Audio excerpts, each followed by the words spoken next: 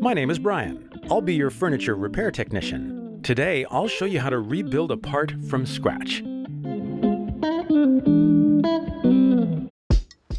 Sometimes you may need to fabricate a part that is no longer available for repair using the tools available. In this video, we will create a new leg for a dining chair. Here's a visual example of the steps involved in transforming a block of wood into the final product. Let's get started. Begin cutting a piece of wood into roughly the same size and shape as the part you want to create. Next, compare the freshly cut piece of wood with an example piece. Trace an outline of your example piece onto the wood. This outline will serve as your guide.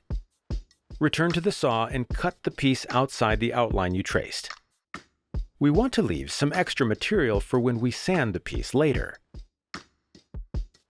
On this piece, we need to cut at a slight angle to match how the original leg tapers off at the bottom.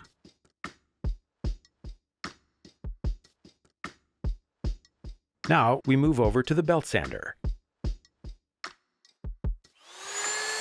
Let's sand the piece to remove its rough exterior. We also want to round the corners of the wood. Roll the piece on the belt sander to give it nice, smooth edges.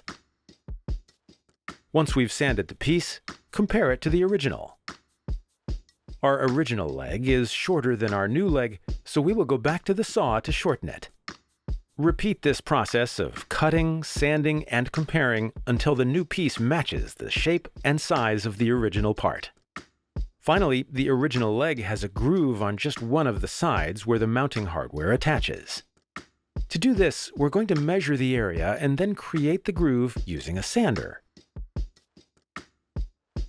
We're now done with the sander and the saw. Take your piece over to the bench and drill the holes for the mounting hardware.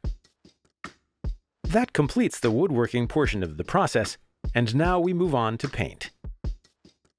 One effective way to paint a chair leg is to screw the piece onto a large wooden base.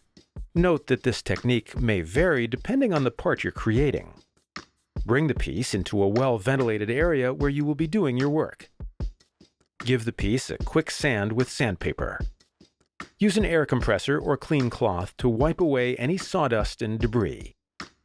Prepare your safety equipment and turn on the ventilation. Give the piece one coat of paint and let it dry. Once the coat is dry, sand the piece and spray it with a second coat.